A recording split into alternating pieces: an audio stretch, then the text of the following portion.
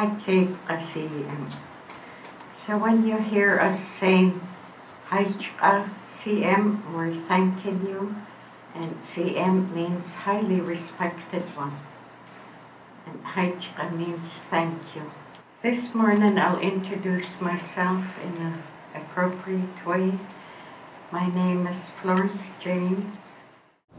I was born on Galliano Island in a home, small little home, had not even a quarter of the size of this room.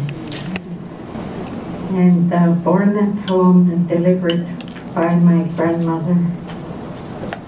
I have two traditional names, Thiyas and Ts'lhnuts'umaat, which was given to me by an elder who was already 102 years old. And she's passed away now, but they're originally the George family. So if you say George family, you know that my mom's uncle is late Chief Dan George. So we're all the same family. And a lot of George families don't know that. So I hold in my left hand, which is my right hand, an eagle feather to show you the symbol of peace. My heart is at peace, and whatever I say is to be in peace with you. When we do a prayer, it's positive energy, and it's uniting us spirit beings. The protocol is the way that we speak to each other, and respectfully, even though a lot of you won't know the language. So when we say in our prayers, Siyaya, we mean friends and relatives.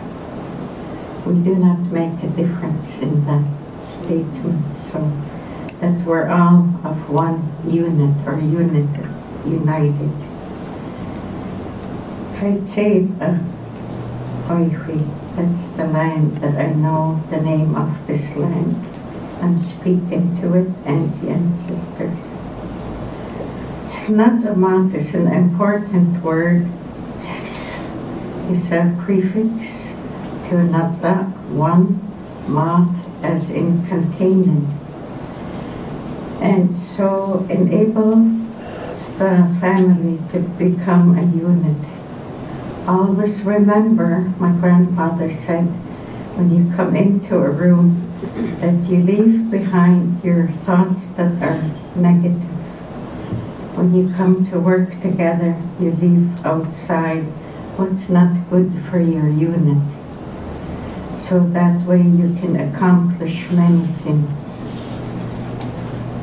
So Ts'lhnuts'umaat, Ts'lhnuts'umaat means a container. So the family, bring the family to unit that unites. So you still have to do that unit part. S'lhnuts'umaat, when we sing a song, brings the ancestors to you. So they're joining you. Then we can all work together. So that's your spirit beings in unit. Working together is very important, as my great-grandfathers had left their big houses. They died, one died at 113, the other one was close to 100.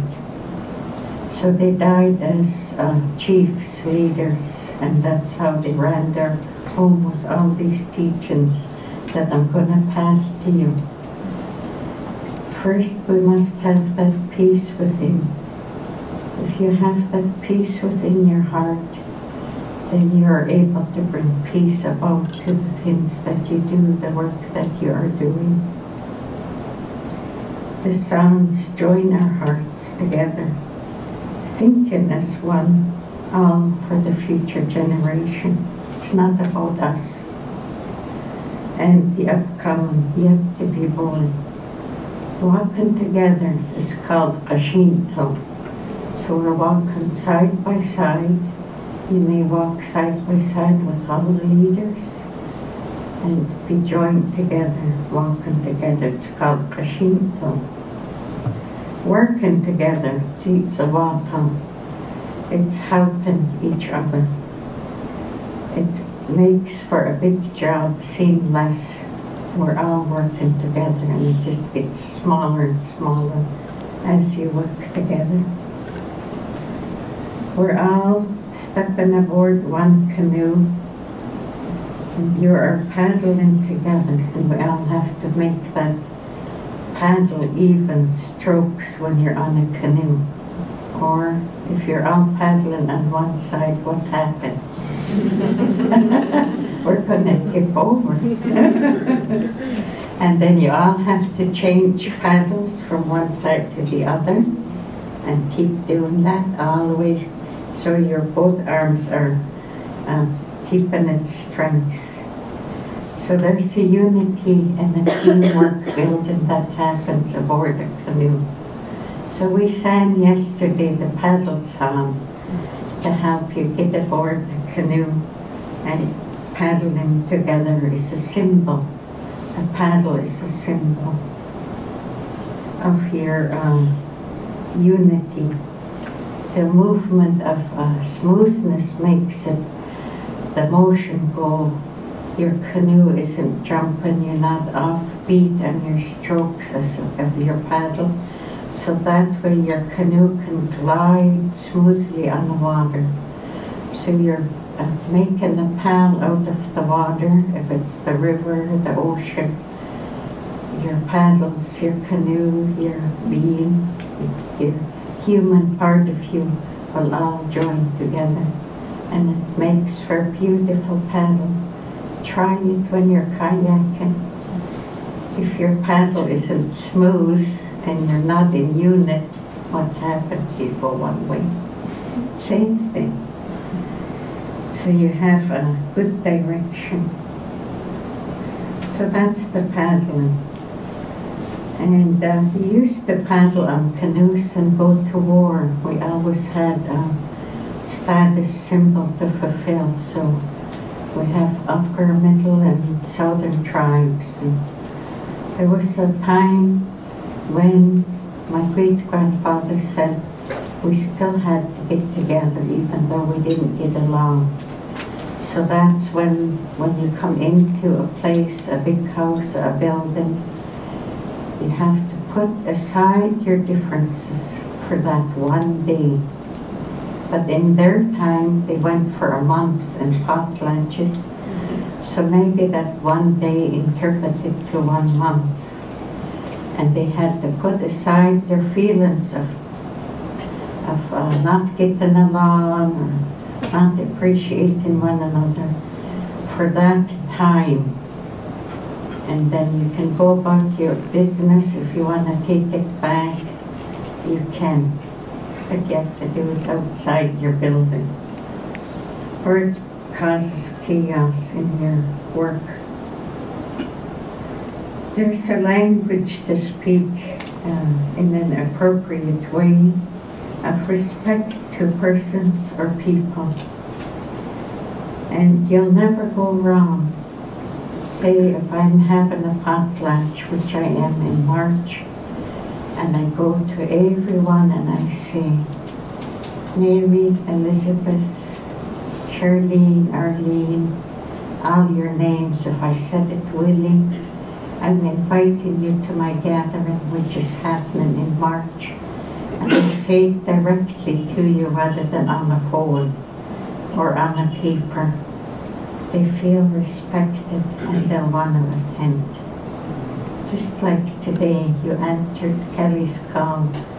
Come together, let's discuss some business. And you came, and we couldn't find a room big enough to fill. It's full. So that's the great respect you have for one another.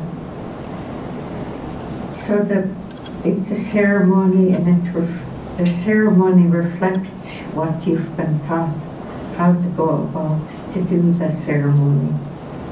Not so much the money which you need today, which they never had a long ago. And then there's gifting to appreciate the presence of your guests. So there's an openness to the modern world like we see in Geronimo, which is something that I had to do. I had to learn I couldn't be a stay-at-home mom because I saw my passions after working with my husband. He became deceased, and I had to do something. It was my little boy who inspired me. He said, "Mom, you can't sit here every day and cry. You have to do something. Life goes on." This little boy is 9 years old talking to me. So I'm telling you the wisdom that they have that we never ever stop and listen to. We're more about telling them what to do. It doesn't work a lot of times with independent people, like my son. But from there on, he inspired me to go to school. First, he had to teach me how to drive, like Geronimo. So 9 years old, he taught me how to drive. So the reason why I tell you is because the youth inspire me. I believe in them, and I want you to believe in them too. We do have our teachings.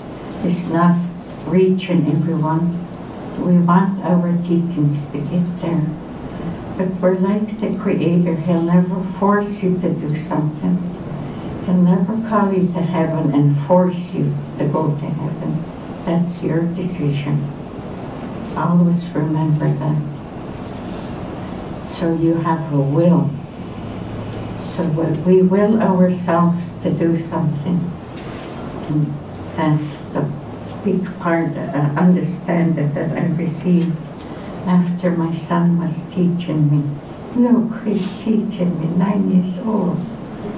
So let's believe in that. And a lot have fell to the side, not hearing the teachings, because we have many disruption in our lives. Driving is one of them. We never get to enough functions that we should be attending, especially for youth. So the openness to the modern world that we spoke of yesterday, yes, we drive, we're being educated. I have my own struggle inside of myself. I'd rather be poor than give up the earth to development. So a lot of times I advocate for the earth, the little creatures we don't see, and everything about us that's living and needs our help. That's my struggle inside of myself. Do I drive my car and ask for gas that's going to come out of the earth? She's going to cool down because we're extracting oil, gas, water, draining or drying. And so that was all provided for us. We can't have it all back. We'll never reach everyone that we want to reach for the teachings of the First Nation. Because there's a word, Ts'lhnuts'umaat, the first peoples to the earth.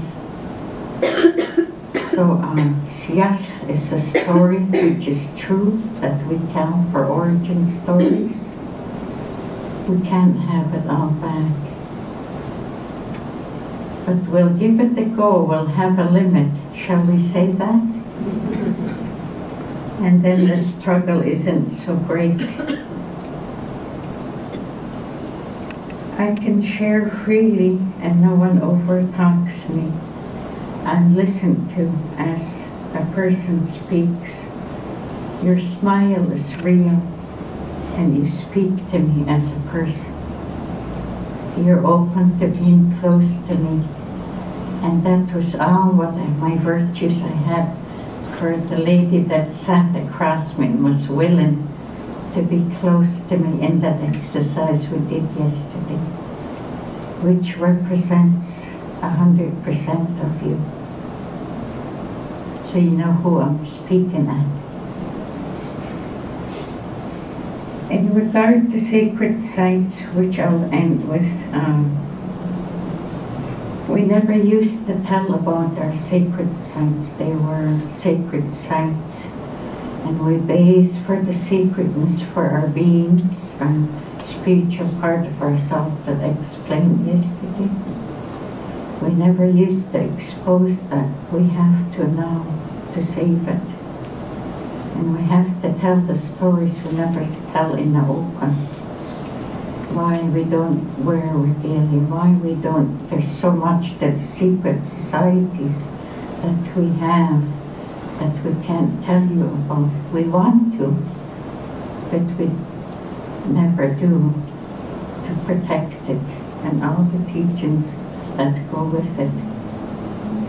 So thank you to the archaeologists, anthropologists, the professors that sit here and put in the time to amend the injustice that goes on on this earth that I never seen before in my time. A little bit, not much though. So more so today because of development. And so somewhere along the line we have to meet at a point and talk about it. And I do a lot of talking, believe me. Sometimes, well, just lately I went to Mexico. The university sent me to Mexico, so I had great joy over there. And so I've been to New Zealand for education. It's the education here. Diana would know the name of it. Finesse sent us, who had to fundraise and to go to Hawaii fundraising again. So all because our families are willing to do the runs that he used to do a long time ago, from to go other than a car, run, a runner, Ts'lhnuts'umaat, they used to be called to bring your message to the next territory. So they were trained to run. So I'm going to stop there, and I hope that we can do the Ts'lhnuts'umaat, helping one another, as all the teachings have been passed to me. I'm willing to share with you with great joy. I'd say that.